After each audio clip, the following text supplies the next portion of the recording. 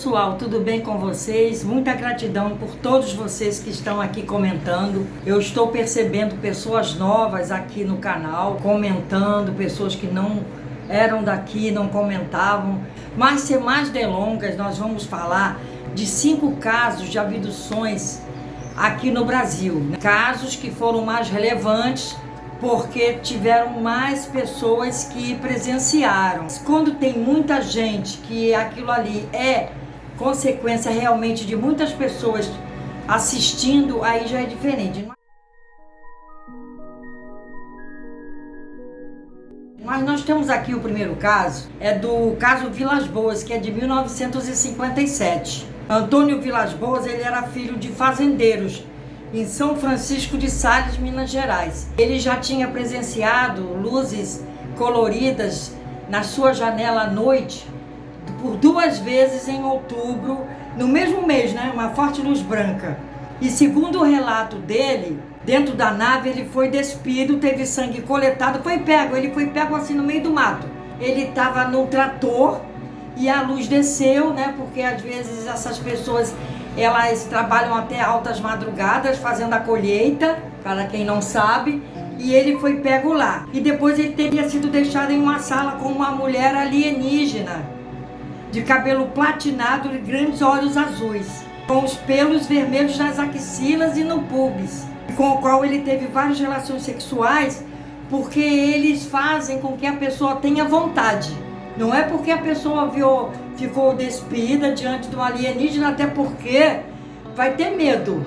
Mas esse caso, para a gente ver como Deus faz, né, as pessoas diferentes no universo. Os seres do universo têm N modos de se apresentar para nós. Ao se despedir de Antônio, a alienígena teria apontado para a própria barriga, dando a entender que estaria grávida do agricultor. Então vocês vejam como é que eles eram, como é que eles estavam, como é que eram as roupagens, capacetes, olhos redondos, aquelas coisas todas. Então para ele aquilo ali ficou sendo como uma experiência genética, né? Com certeza conduzida por extraterrestres. Porque tem muitas raças de alienígenas, pessoal, que eles andam pelo espaço afora, que eles estão também em aprendizagem, né? Para subir, vamos dizer assim, aprendendo a mesma coisa que se fosse o ser humano terrestre que chegasse em Marte. Vocês acham que eles não estão fazendo, os astronautas que vão para Marte, eles não estão fazendo essas pesquisas? Se encontrar um alienígena e você queira manter uma relação sexual, quem sabe você traz, não é? Por isso que vai ter sempre uma mulher neste meio também. A evidência que deixou ali foi imagens, né, do trem de pouso do disco voador que ele deixou na propriedade. Então viu-se que realmente as marcas deixadas também no corpo dele, além dos sintomas apresentados por ele no período seguinte ao evento, típicos de pessoas expostas a uma radiação moderada. Então não deu para matá-lo, foi uma radiação pouca dessa raça alienígena ali. Ele morreu em 91 com 56 anos. O caso número 2 é o do Forte de Itaipu, em 1957 também. Sentinelas do Exército saíram queimados em 4 de novembro, que aconteceu o episódio. 2 sentinelas do Forte de Itaipu, localizado na cidade de Praia Grande, em São Paulo, avistaram um imenso brilho no céu. Com um pouco mais de atenção, eles puderam perceber que o objeto descia a uma alta velocidade e parou a cerca de 300 metros dessa instalação militar. Segundo os soldados que avistaram o OVNI, ele teria cerca de 30 metros de diâmetro e começou a emitir um zumbido intenso e uma forte onda de calor em direção às sentinelas, embora não fosse possível notar qualquer tipo de chama ou luz durante esse evento. Então, com suas roupas queimando, um deles chegou a desmaiar, enquanto o outro se protegeu e gritou em pedido de socorro. Outros soldados chegaram e puderam ver o OVNI partindo em retirada. Os oficiais feridos receberam um tratamento e se recuperaram. Aqui, pessoal, eu estou assim fazendo bem editado, que senão o vídeo fica muito longo. Então, esses casos aí, vocês podem procurar quem gosta desses assuntos de OVNIs e está estudando como eu, devido à minha experiência com seres assim, podem procurar e vocês vão ver. Até oficiais dos Estados Unidos, olha só, foram nesse forte também procurar essas evidências e estudar o caso. Agora aqui, pessoal, o número 3 é a Operação Prato. Nós vimos um documentário só a respeito dessa Operação Prato. Se deu lá em Pará. Gente, no município de Colares, em Santo Antônio do Tauá. Gente, a Força Aérea entrou nessa, né? A Força Aérea com sede em Belém, a fim de investigar. Então essas luzes apareciam com relatos de pessoas, né, sendo feridas por luzes que causavam queimaduras. Invadiam através do teto. Essas luzes invadiam. Então essa operação da aeronáutica foi comandada pelo capitão Urianger Holanda. Ela se dirigiu ao local e teria feito fotos e vídeos de eventos. Nós vimos até nesse documentário vídeos e fotos originais dessa Operação Prato. Na época, os documentos já estão acessíveis. É possível ler uma série de relatos sobre os avistamentos desse OVNI, né? Ele até disse em relato, que eu vi no documentário, ele falou que se borrou completamente de verdade quando ele e alguns soldados olharam para o céu e viram aquela nave gigantesca sobrevoando a cabeça deles. Ele ficou apavorado, né? Tem depoimento da médica, né? Que as pessoas tiveram microperfurações no corpo. Os pacientes apresentavam crise nervosa, cefaleia, astenia, amortecimento parcial do corpo, que é uma paralisia, tremores generalizados, tonturas, queimaduras de primeiro grau e marcas também dessas microperfurações. Então ali nesse documentário, e agora como está livre para vocês pesquisarem esses documentos, ali tem tudo para vocês verem, né? Houve vários registros de luz e de supostos OVNIs, mas nunca houve consenso na equipe que os objetos voadores não se tratavam apenas de corpos celestes. Muita gente dizendo que era corpo celeste, mas não tinha como, porque ali tem muita água, uma ilha e tal, lá perto do Marajó, no Pará, aqui no Brasil, para quem não conhece. Vocês vejam aqui, ganhou tanto destaque que virou documentário no History Channel, né? No qual foi chamado de caso Roswell brasileiro, referência ao caso Roswell, né, dos Estados Unidos. E o número 4 é a Noite Oficial dos OVNIs, foi em 1986. A Folha da Tarde noticiou as informações divulgadas pela Aeronáutica.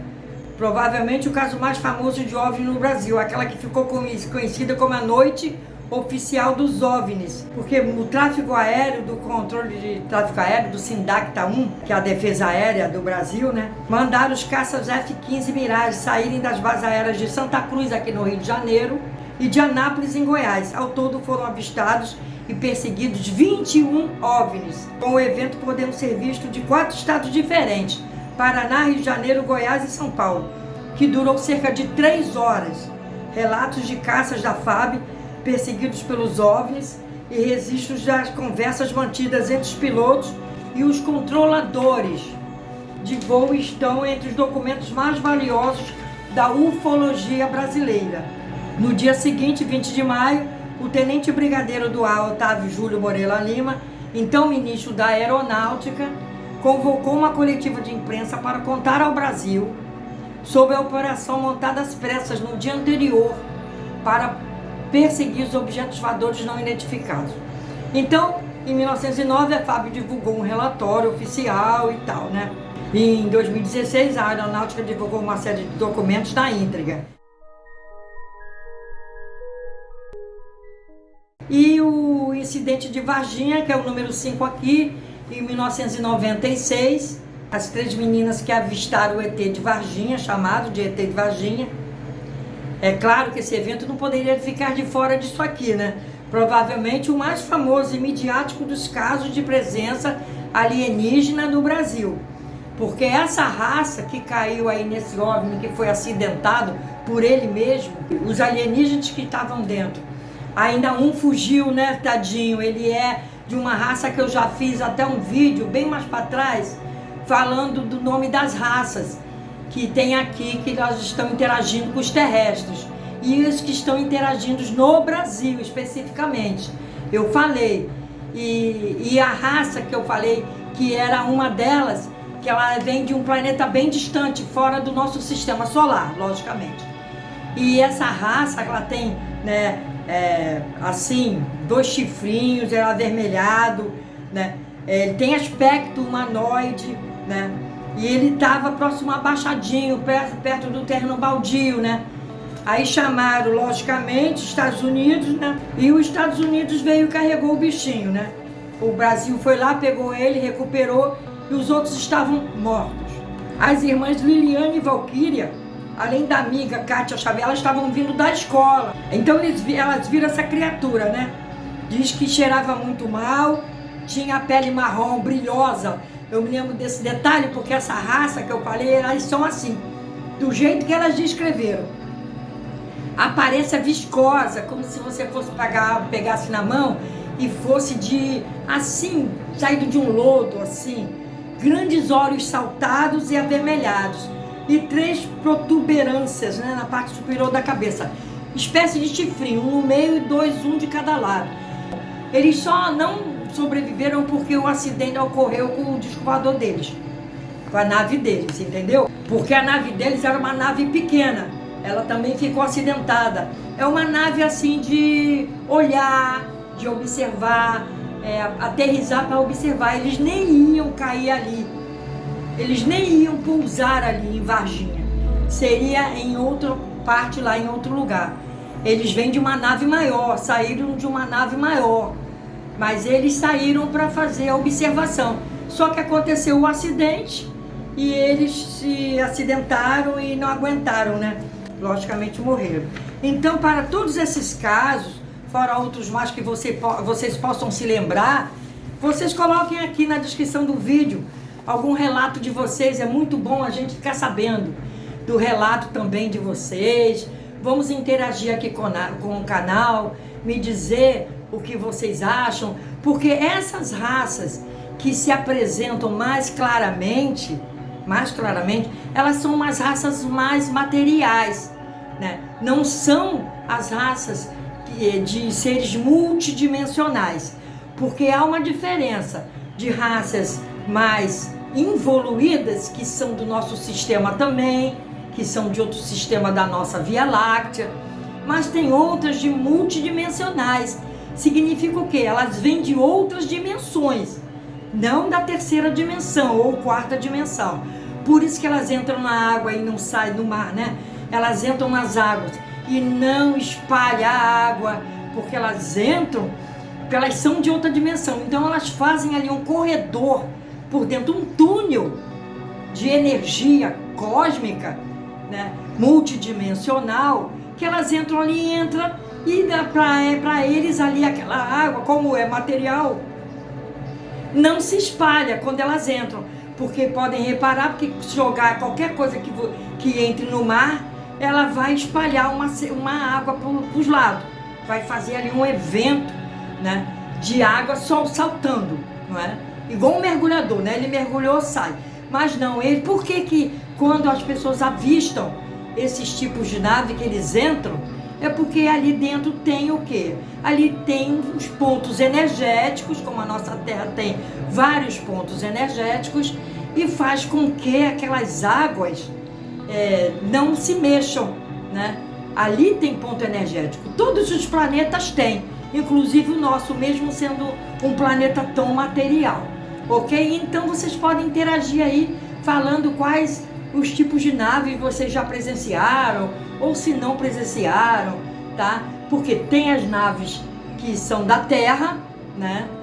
E são as naves que não são da Terra, né? Os da Terra são os que eles pegam os discos voadores, né? Os OVNIs, e tentam fazer coisa igual. Fazem uma engenharia reversa para tentar descobrir qual é a energia que eles usam, né? Qual o sistema de energia que é usado, se tem no mundo conhecimento da física ou se não. Ok, pessoal? Fiquem com Deus, Paz para todos. Espero que tenham gostado desses casos de seres que vieram até a Terra, né, de vários tipos de frequência, né, vibratória, porque eles são frequências vibratórias diferentes das nossas. Eu espero que vocês tenham gostado. Paz, saúde, prosperidade para todos vocês. Fiquem com Deus.